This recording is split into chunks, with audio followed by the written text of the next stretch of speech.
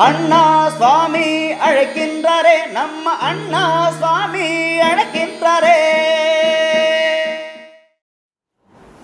மாயன் மயம் ஆன்மீக சகோதர சகோதரிகளை என்னுடைய அன்பான பணிவான வணக்கத்தை தெரிவித்துக் கொள்கிறேன். மாயன் மயம் உங்கள் நலன் பொருட்டு இறையருளாலும் குருவர்களாலும் தொடர்ந்து ஒவ்வொரு மாத பலன்களை எல்லாம் சோழி பிரசன்னத்தின் மூலமாக சொல்லி வருகிறேன்.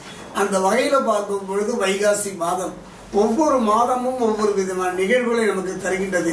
இந்த மாதம் இப்படி கடந்து சென்று விடாதா, கடந்த கால கசப்புகள் மாறிவிடாதா, எதிர்காலத்தில் நன்மையை நோக்கி நாம் நகர மாட்டோமா என்றெல்லாம் எண்ணுவது இயற்கை தானே. அந்த வகையில பார்க்கும் பொழுது வைகாசி மாதம் இவ்வாறு இது எவ்வாறு இருக்கும், குறிப்பா மிதுன ராசிக்கு, மிதுனத்தை பொறுத்த வரைக்கும் மிருகசீரிஷம் 3 4, திருவாதிரை புனர்பூசம் 1 2 3 எவ்வாறு இருக்கும் என்பதை நம்ம சோழி பிரசனத்தின் மூலமாக பார்க்க போகின்றோம்.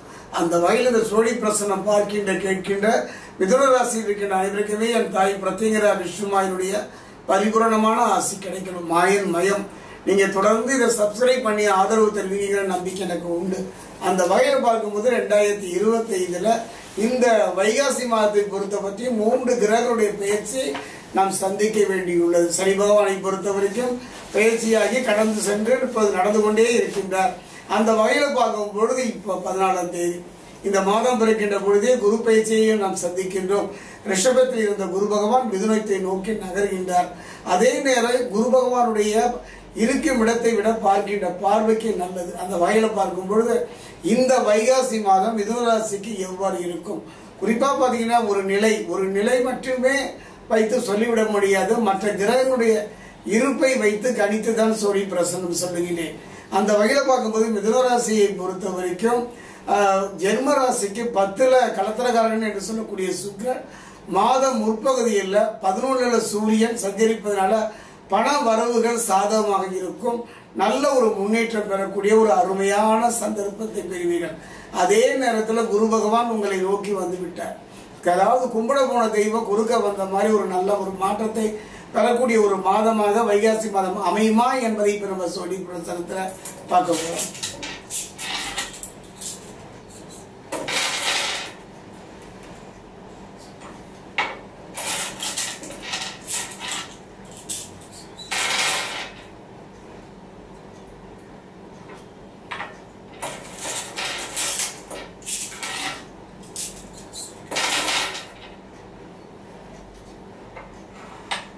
மிதுன ராசி ஆன்மீக சகோதர சகோதரி என்னை பொறுத்தவரை இந்த மாதம் இந்த வைகாசி மாதத்தை பொறுத்த வரைக்கும் மிதுன ராசியை பொறுத்த வரைக்கும் ஒரு பொன் வைக்கின்ற இடத்தை பூவை வைக்கின்ற ஒரு நிலைதான். எதையும் தாங்குகின்ற ஒரு நல்ல மனோ தைரியத்தையும் மனோ திடத்தையும் தரக்கூடிய ஒரு மாதமாக அமைந்தது. 3 கிரகங்கள் நலம் தருகின்ற வகையில நல்ல முறையில் அமைந்திருக்கின்றது. அதே நேரத்தில் பார்த்தீங்கன்னா நான் சொன்னேன் அளவா மே மாதம் 11 முதல் ஜென்மகுரு தொடங்குகின்றது.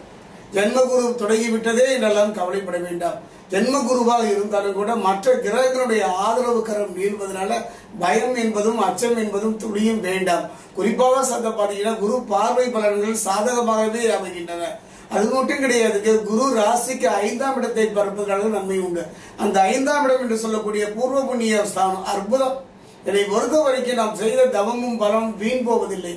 உங்களுடைய முன்னோர்களாகட்டும் பிதர்களாகட்டும் அவர் செய்த தவத்தின் பலனாக முழுமையான நன்மைகளை பெறக்கூடிய ஒரு நல்ல சந்தர்ப்பம். குறிப்பா பார்த்தீங்கன்னா வாங்கிய கடனை அடைப்பதற்கும் நீண்ட நாள் இழுத்தடித்த வம்பு வழக்குகள் படியாக குறைந்து நல்ல முன்னேற்றம் பெறுவதற்கான ஒரு சந்தர்ப்பம். நான் சொன்னேன் அல்லவா, இந்த குருவின் பார்வை படுகின்ற இடம் அற்புதமான இடங்க. எத்தனை நாள் தான் கண்ணீரும் கம்பளையுமாக நிம்மதி குலைந்து வாழ்வீர்கள். குறிப்பா இந்த மிதுன ராசி இருக்கக்கூடிய பெண்கள் பட்ட துயரத்திற்கு அளவே இல்லை. ஒரு நல்ல வாழ்வு அமைந்து விட்டதே என்று சந்தோஷப்படுவதற்கு முன்பே கவலை சூழ்ந்த ஒரு மேகங்கள் சூழ்ந்த மாதிரி தான் ஒரு நிம்மதியற்ற நிலை. கவலையே பட வேண்டாம். ஒரு நல்ல மாற்றத்தை தரக்கூடிய மாதம் இந்த வைகாசி மாதமாக அமைகின்றது. குறிப்பா கலத்திரக்காரர்கள் என்று சொல்லக்கூடிய சுக்கிரனும் அருணும் துணை இருப்பதனால உங்களை புரிந்து கொள்ள முடியாத ஒரு சூழ்நிலை இருந்தாலும் கூட அந்த நிலை மாறும். பிறர் உங்களை புரிந்து கொண்டு உங்கள் பக்கம் நன்மைகளை நோக்கி நகர்த்துகின்ற அருமையான சந்தர்ப்பத்தை அமைத்து தருவார்கள். ஆரோக்கியத்துல மட்டும் கொஞ்சம் கவனமாக இருந்தால் போது, கோபத்தை கட்டுப்படுத்த வேண்டியது மிக மிக அவசியம். காரணம் செவ்வாயினுடைய நிலை அப்படி. அரசு தொடர்பான திட்டங்கள் மூலம் நன்மை அடைவதற்கான நல்ல சந்தர்ப்பத்தை செவ்வாய் அமைத்து தருவார். பணம் எதிர்பாராத விதமாக விரயமானாலும் கூட அந்த விரயத்தை ஈடுகற்ற வகையில குருவின் பார்வை 5ல் இருப்பதனால அதிக விரயம் இருக்காது. அந்த விரயம் கூட சுப விரயமாகத்தான் அமையும். அதனால என்னை பொறுத்த வரைக்கும் மாத இறுதியில குழப்பமான சூழ்நிலை ஏற்படுகின்ற சூழ்நிலை இருப்பதனால இதையும் நிதானமா பொறுமையா செயல்படுங்கள். அதே நேரத்தில் அறிமுகம் இல்லாத மனிதர்களோட அந்தரங்களை பகிர்ந்து கொள்வதை முடிந்தவரை தவிர்க்க பாருங்கள். குறிப்பா சொல்லப்போனா உங்கள் உணர்ச்சிகளை கட்டுப்படுத்த வேண்டிய ஒரு மாதமாகத்தான் இந்த மாதம் அமைகின்றது. அதாவது ராகு கேது பேசியும் இந்த காலகட்டத்தில் அமைப்பதனால ஒரு நல்ல யோக பலனை தரக்கூடியவர். குழந்தை இல்லாதவர்களுக்கெல்லாம் ஒரு மழலை செல்வம், நல்ல தொழில் அமையும், நல்ல ஒரு மாற்றத்தை பெறக்கூடிய ஒரு அமையும், ஒரு அடி மண்ணாவது சொந்தமாக அமைவதற்கும் அமைந்த மனையும் நல்ல முறையில் கட்டி முடிப்பதற்கும் அமைவதற்கான ஒரு அருமையான சந்தர்ப்பம். குறிப்பா சொல்ல போனா சகோதர சகோதரிகள் மத்தியில் சில கசப்புகள் வந்து மறையும். அரசு துறையில நல்ல ஆதாயம் பெறுவதற்கான அற்புதமான சமயம் இந்த காலகட்டம். அதே நேரத்தில் பாத்தீங்கன்னா திருமண பேச்சுவார்த்தை வெற்றிகரமாக அமையும். குடும்பத்தில் நிம்மதி நிலவும். இதுவரை குழப்பமான சூழ்நிலை நிலவி வந்த உங்க வாழ்க்கையில நிம்மதி தருகின்ற ஒரு அருமையான சந்தர்ப்பம் அமையும். அது மட்டும் கிடையாது, குருவின் அருளால் மிக மிக அற்புதமான ஒரு காலகட்டம் இந்த காலகட்டம். என்னை பொறுத்த வரைக்கும் இன்பமும் துன்பமும் கலந்து அமைகின்ற ஒரு காலகட்டமாக தான் அமைகின்றது. நீங்க செய்ய வேண்டியது ஒன்னே ஒண்ணுதான், இந்த காலகட்டத்தில் சரணடைஞ்சிருங்க. முழுசா இது வரைக்கும் எத்தனையோ பேரை நம்பிட்டோம், உறவை நம்பிட்டோம், சொந்த பந்தத்தை நம்பிட்டோம். எல்லோரும் ஏதோ ஒரு நிலையில் நம்மை தவிர்க்கத்தான் பார்க்கின்றார்கள். காரணம் அடிப்படை பொருளாதாரம். அந்த பொருளாதாரத்துல நல்ல முன்னேற்றம் பெற வேண்டுமானால் ஒரு ரகசியத்தை சொல்றேங்க. என்னுடைய அனுபவத்துல வைகாசி மாதம் இந்த சோழி பிரசனம் சொல்றது என்னன்னா, இழந்ததை திரும்ப பெறுவதற்கும் நிம்மதியான வாழ்வு வாழ்வதற்கும் ஒரு அற்புதமான தருணம். திருத்தணி அருகே இருக்கக்கூடிய பாதசனீஸ்வரர் ஆலயம். இந்த ஆலயத்துல சிவ சுதன் என்று சொல்லக்கூடிய விஷ்ணுமாயனுக்கு தனி சன்னிதானம். வேறு எங்கும் சென்று நீங்கள் அலைய வேண்டாம். இந்த ஆலயத்துக்கு சென்று ஒரே ஒரு முறை மனமுருக மிதுனராசிக்காரர்களே குருவின் அருளை பெறுகின்ற ஒரு அருமையான சந்தர்ப்பம். இந்த தேவதையுடைய அருள், இந்த தெய்வத்தின் அருள் முழுமையா கிடைக்கும். நம்மை காப்பாற்றுபவன் யாரோ அவனே கடவுள். தவித்த வாய்க்கு தண்ணி தரக்கூடியவன், பசித்தவருக்கு உணவு தரக்கூடியவனே தெய்வம். அந்த வகையில பார்க்கும்போது ஒரே ஒரு முறை திருத்தணிக்கு அருகே இருக்கக்கூடிய பாதசனீஸ்வரர் ஆலயத்தில் அமைகின்ற இந்த விஷ்ணுமாயா என்பவனை தரிசனம் செய்வது இந்த காலகட்டத்தில் ஒரு மிகப்பெரிய ஒரு மாற்றத்தை தரும். நான் சொன்னேன் அல்லவா, மிதுனராசியை பொறுத்த வரைக்கும் அதாவது ஜென்ம குருவே விட்டதெல்லாம் பயப்பட வேண்டாம். ஏன்னா குரு ராசிக்கு 5ஆம் இடத்தை பார்ப்பது அற்புதமான பலம்.